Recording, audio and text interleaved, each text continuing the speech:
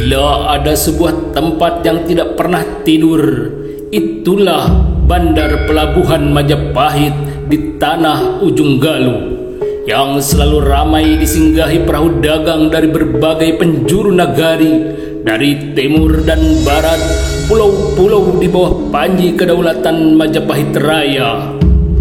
Malam itu purnama terlihat menggantung di langit kelam di atas bandar tanah Ujung Galuh, yang masih ramai diterangi pelita malam dan oncor di depan setiap kedai yang berjajar di sepanjang dermaga.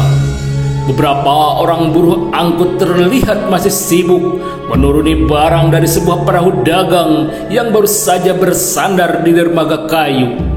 Terlihat sebuah jung besar bertiang layar 7 perlahan menjauhi dermaga kayu bandar pelabuhan tanah Ujung Galuh. Hampir semua orang terlihat berdiri di atas buritan geladak jung besar itu, menatap ke arah bandar pelabuhan tanah Ujung Galuh yang semakin menjauh.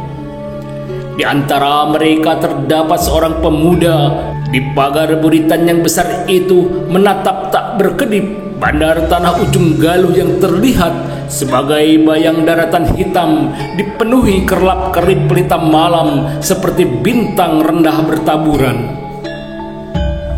"Apakah hatimu masih bersandar di sana, wahai anakku?" berkata seorang lelaki tua berpakaian sebagaimana seorang pendeta kepada pemuda itu yang masih saja mematung menatap bayangan gelap bandar pelabuhan Majapahit. "Aku ingin memuaskan pandanganku sampai tidak ada yang dapat kupandang lagi," kata pemuda itu kepada lelaki berpakaian pendeta yang ternyata adalah pendeta Gunakara. "Puaskanlah, wahai anakku Maesa Muksa.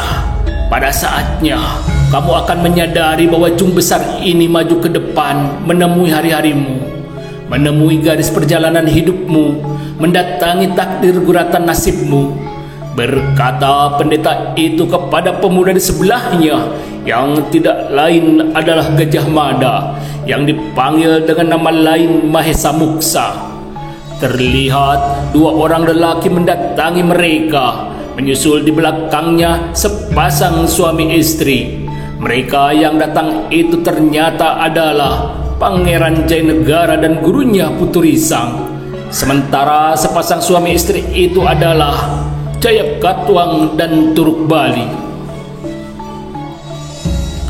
Malam itu adalah hari pertama mereka di atas jung besar Majapahit yang akan mengantar mereka lewat laut utara Jawa sampai ke bandar pelabuhan Muara Jati. Mereka adalah para utusan keluarga istana Majapahit yang akan menjalin tali persaudaraan, mengunjungi sesepuh para raja dan penguasa di bumi tanah Jawa, Prabu Guru Dharma Siksa di tanah Pasundan. Sementara itu bayangan bandar pelabuhan Majapahit sudah semakin jauh menghilang, terhalang kegelapan malam. Angin timur telah membawa jung besar Majapahit semakin jauh ke tengah laut kelam. Hanya bulan bulat yang selalu setia seperti mengikuti jauh di atas cakrawala langit malam. "Indahnya malam di atas sebuah jung besar Majapahit," kata Turuk Bali kepada suaminya Jayakatwang ketika mereka berdua tengah menikmati malam pelayaran mereka di pagar anjungan jung besar Majapahit. "Dulu hatiku bergetar penuh dendam manakala mendengar jung besar Majapahit ini," berkata Jayakatwang mengenang suasana hatinya ketika masih berkuasa sebagai Raja Kediri. Ternyata jung besar Majapahit tidak mudah dipatahkan. Raden Wijaya telah menyelamatkannya dari balas dendam, terus berjuang melayani cita-cita besar leluhurnya, membangun singgasana di atas samudera raya, berkata Turuk Bali kepada suaminya Jayakatwang. "Dendamku waktu itu ternyata adalah sebuah kekerdilan hati yang tidak dapat berlapang hati melihat cipta karya besar yang tumbuh berasal dari tangan Raja Kartanegara, pencipta cikal bakal jung Majapahit ini," berkata Jaya Katuang seperti menertawakan kekerdilan hatinya di masa lampau. Kakanda juga banyak mendengar suara para bangsawan Kediri yang takut jalur perdagangan mereka tersaingi. Berkata Turuk Bali, kamu benar, mereka memang ingin selalu menguasai jalur perdagangan tanpa sedikit pun untuk berbagi. Itulah sebabnya para saudagar di luar Kediri lebih memilih bekerja sama dengan Raden Wijaya. Berkata Jaya Katuang membenarkan perkataan istrinya Turuk Bali. Kakanda telah diperalat oleh mereka. Mata hatiku telah buta oleh puja-puji dan sanjungan mereka. Mereka pasti masih menendam kepada Baginda Raja Kertarajasa, berusaha dengan berbagai cara untuk merebut kembali zaman keemasan mereka, berusaha dengan berbagai cara menggulingkan kedaulatan Majapahit yang masih baru ini. Berkata Turuk Bali kepada Jaya Katuang, apapun yang mereka lakukan, aku tetap berdiri di belakang Raja Kertarajasa. Berkata Jaya Katuang penuh kebencian kepada orang-orang yang selama ini menjadikan dirinya sebagai wayang mati penuh puja dan pujian palsu hanya sekadar memenuhi keserakahan mereka menguasai jalur perdagangan di tanah Jawa. Kakanda telah berdiri di tempat yang benar. Di belakang Majapahit adalah para saudagar besar di timur dan barat lautan ini. Mereka pasti akan tetap setia melawan siapapun. Musuh Majapahit adalah musuh mereka, kata Turuk Bali kepada suaminya Jaya Katuang.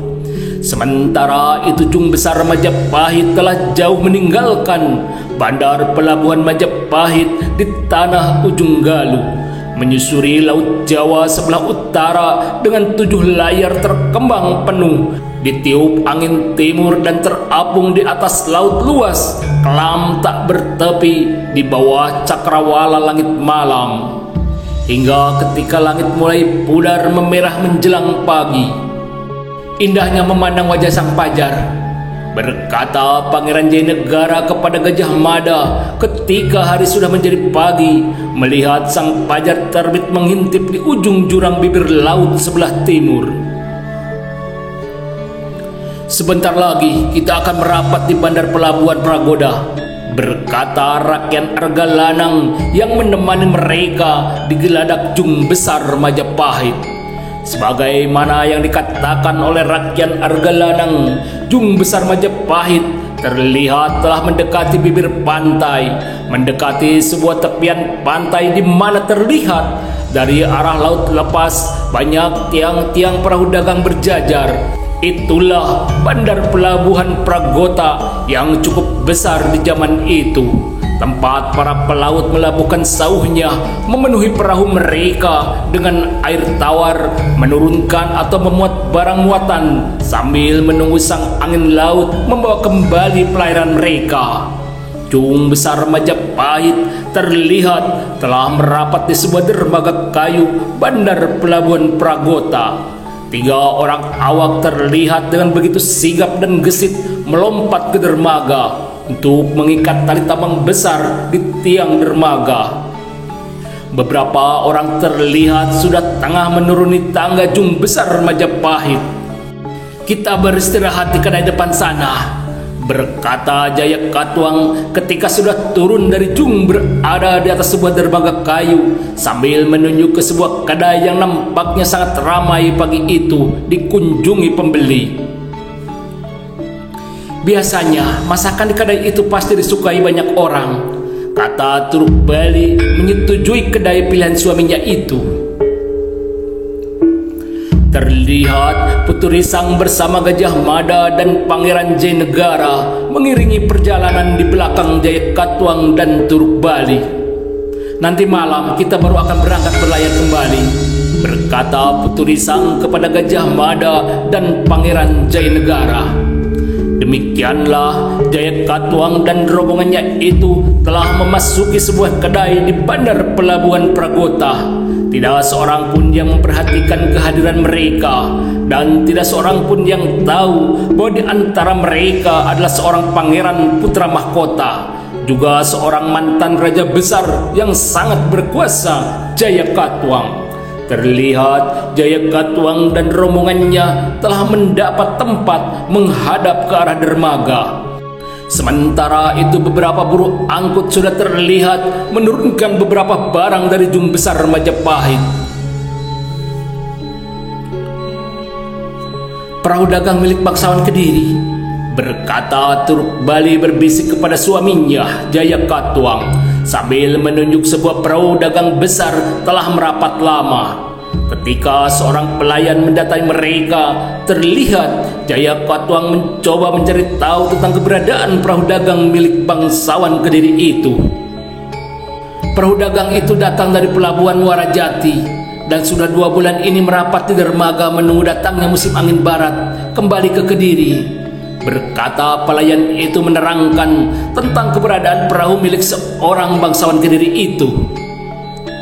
"Terima kasih," berkata Jayakatwang kepada pelayan itu yang langsung masuk ke dalam untuk menyiapkan makanan pesanan mereka. Baru saja pelayan itu menghilang dari pandangan mata mereka, terlihat 5 orang lelaki telah memasuki kedai. Seorang di antaranya terlihat berpakaian layaknya seorang bangsawan besar. "Aku mengenalnya, semoga dia tidak melihat kehadiranku di kedai ini," berkata Jayakatwang berbisik kepada Turuk Bali. Kelima orang yang baru datang itu memang tidak sempat memperhatikan Jayakatwang. Kelima orang itu terlihat sudah mendapatkan tempat membelakangi arah mereka. Terlihat Jayakatwang memberi tanda kepada Putu Risang untuk menyimak mencuri dengar pembicaraan kelima orang yang baru datang itu. "Aku tidak tahu mengapa Tuan begitu berharap orang Pasundan dan Majapahit berperang," berkata seorang di antaranya. "Tugas kalian tidak untuk bertanya. Aku akan memberi sisa dari seluruh hadiah yang kujanjikan setelah kita kembali ke kota Raja Kediri," berkata seorang yang berpakaian bangsawan sepertinya tidak senang mendengar sebuah pertanyaan dari salah satu di antara mereka. Nampaknya takut sebuah rahasia besar terdengar di dalam kedai itu. Tapi pembicaraan mereka telah ditangkap oleh Putu Risang dan Jayakatwang yang sudah sangat terlatih ketajaman pendengarannya. Bandar pelabuhan Pragota pagi itu memang cukup ramai. Terlihat beberapa perahu dagang telah bersandar di dermaganya. Terlihat beberapa orang prajurit Majapahit berlalu lalang di sepanjang dermaga.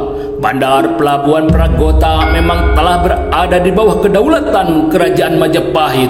Sudah menjadi kewajiban prajurit Majapahit untuk menjaga dan mengamankan daerah itu. Mereka datang dari tanah Pasundan. Pasti ada sebuah tugas rahasia yang telah mereka perbuat. Orang itu salah satu dari para bangsawan Kediri yang dirugikan dengan kehadiran kerajaan baru Majapahit, berkata Jayakatwang ketika kelima orang itu telah selesai makan minumnya dan telah keluar dari kedai. "Ibarat seekor gajah, kita telah meraba kepala dan belalainya. Semoga di tanah Pasundan kita dapat meraba jejak kaki mereka. Apa yang telah mereka lakukan untuk mengadu domba 2 saudara, orang Pasundan dan Majapahit," berkata Putu Risang mencoba menyimpulkan curi dengar dari pembicaraan kelima orang itu. Namun pembicaraan mereka terhenti manakala mereka berlima melihat Pendeta Gunakara terlihat melintas melewati kedai. "Tuan Pendeta Gunakara pasti telah mencari kita," berkata Putu Risang sambil menunjuk ke arah Pendeta Gunakara. Maka tanpa diperintah siapapun terlihat Gajah Mada sudah keluar memanggil Pendeta Gunakara yang memang tengah mencari mereka. "Kalian tidak membangunkan aku," berkata Pendeta Gunakara sambil tersenyum mencari sebuah tempat duduk di antara mereka. "Semalaman Tuan Pendeta tidak tidur, jadi kami kasihan membangunkannya," berkata Putu Risang sambil tersenyum. "Setidaknya aku belum terlambat untuk memesan daging kambing muda," berkata Pendeta Gunakara sambil melihat ke arah mangkuk yang tersisa tulang belulang. "Kaki gajah muda bubu begana," berkata Gajah Mada mengedipan matanya ke arah Putu Risang. dan sangkala terlihat sudah mulai buram mewarnai cakrawala langit di atas bandar pelabuhan Pragota. Burung-burung camar satu dua masih terlihat turun menukik tajam menyambar ikan-ikan kecil di atas permukaan air laut biru. Dan beberapa nelayan dengan sebuah jukung kecil merayap terapung keluar dari muara sungai menuju laut lepas. Dan warna air laut pun sudah menjadi semakin kelam, manakala sebuah jung besar bertiang layar 7 terlihat perlahan meninggalkan dermaga kayu pelabuhan Pragota. Itulah jung besar Majapahit yang akan melanjutkan pelayarannya meninggalkan bandar pelabuhan sisa kerajaan Mataram kuno itu yang masih dapat disinggahi oleh para pelaut dari berbagai negari. Wajah daratan Jawa di sebelah utara terlihat seperti raksasa hitam terlihat dari arah laut lepas di saat senja berakhir. Langit kelam, laut kelam, sebuah jung besar terapung di atas hamparan laut sunyi tak bertepi sendiri. Jung besar Majapahit telah jauh di atas laut lepas dengan layar terkembang penuh ditiup angin timur.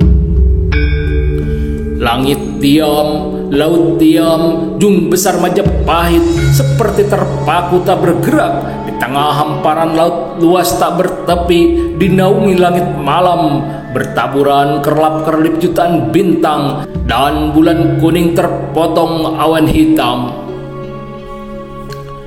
Begitu kerdilnya diri kita ketika berada di tengah laut luas tak bertepi, kata Putu Risang di atas anjungan berempat menikmati suasana malam bersama Pendeta Gunakara, Gajah Mada dan Pangeran Jayanegara.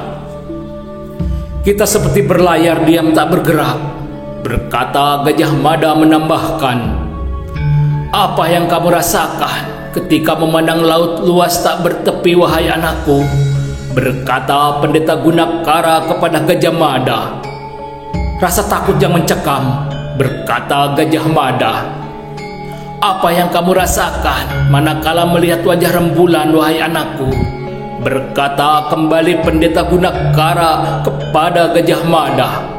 Ketentraman hati, berkata Gajah Mada. Apa yang kamu rasakan manakala melihat keluasan cakrawala langit malam wahai anakku? Berkata kembali Pendeta Gunakara kepada Gajah Mada. Merasa diri ini kecil tak berarti, kata Gajah Mada. Itulah 3 dari ajaran Trimurti. Kamu telah memandang wajah Siwa manakala dirimu diliputi rasa takut.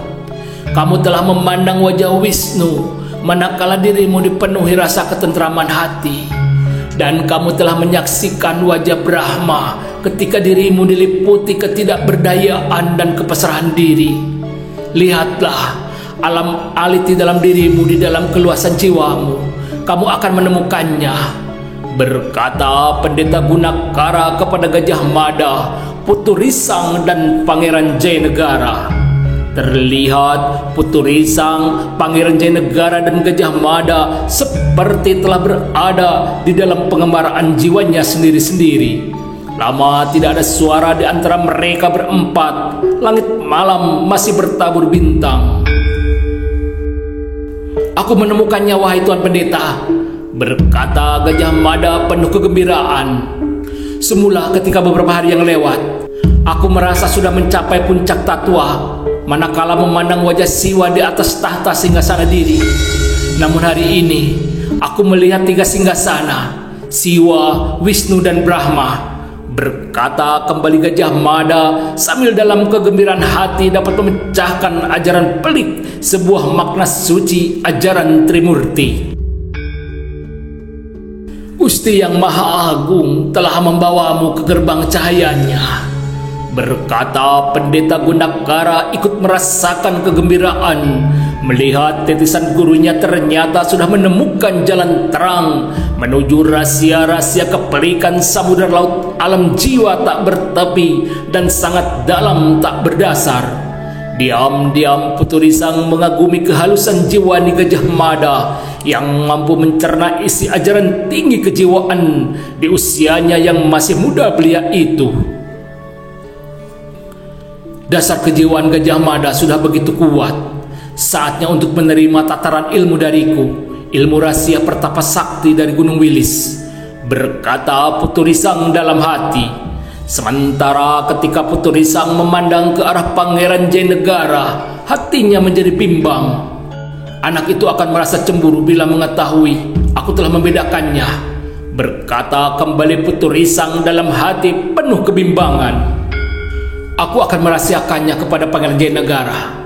Aku akan mengajarkannya sesuai garis perguruan keluarganya, sebuah ilmu hawa sakti yang telah kuwarisi lewat Tuanku Patih Maesa Ambing, berkata kembali Putu Risang dalam hati, merasa sudah membuat sebuah keputusan yang benar.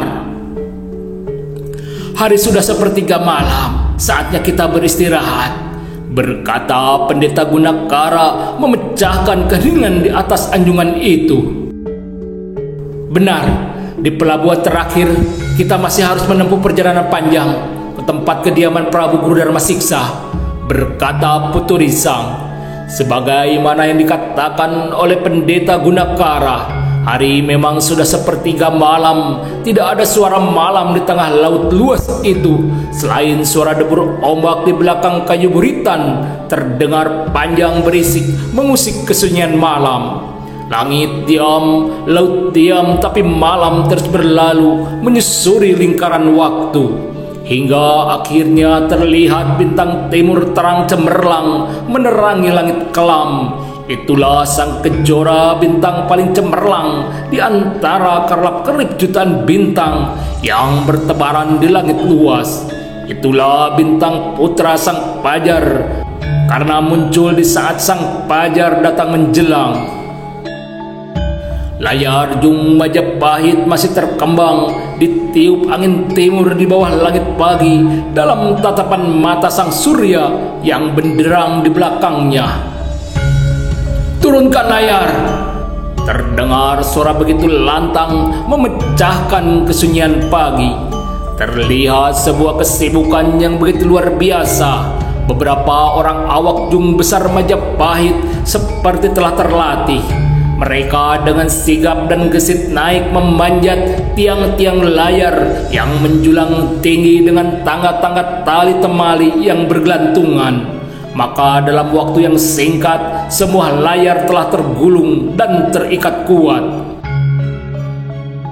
Jung Besar Majapahit masih tetap meluncur, perlahan mendekati garis pantai. Terlihat daratan membujur panjang seperti gundukan tanah, membujur dipenuhi lumut hijau, bias tersinari cahaya emas matahari pagi. Bandar Pelabuhan Muarajati, berkata Rakyat Argalanang di pagar lambung kiri Jung Besar Majapahit kepada Jayakatwang dan Turuk Bali. Sebentar lagi kita menginjak tanah Pasundan, berkata Jayakatwang, merasa perjalanannya sudah begitu dekat untuk bertemu dengan sahabatnya Prabu Guru Dharma Siksa. Jung Besar Majapahit masih melaju semakin perlahan mendekati garis pantai. Di pinggir pantai lambung kiri yang lain terlihat juga Gajah Mada, Putu Risang, Pendeta Gunakara dan Pangeran Jayanegara tengah memandang ke arah daratan hijau yang semakin mendekat.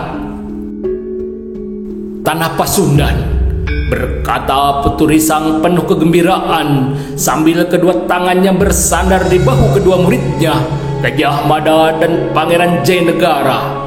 Angin laut pagi terlihat menyapu wajah dan rambut mereka.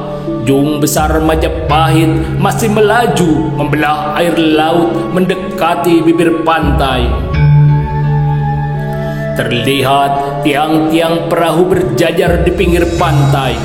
Jung Besar Majapahit masih terus bergerak, sudah semakin mendekati pantai. Terlihat berjajar perahu-perahu besar dengan tiang-tiang layar tinggi bergoyang dipermainkan ombak pantai. Jung Besar Majapahit telah perlahan mendekati sebuah dermaga kayu. aku akan memperkenalkan kepada kalian penguasa bandar pelabuhan Muarajati ini. Berkata rakyat Argalanang kepada Jayakatwang dan Turuk Bali ketika Jung Besar Majapahit telah menurunkan jangkar sauhnya di bandar pelabuhan Muarajati.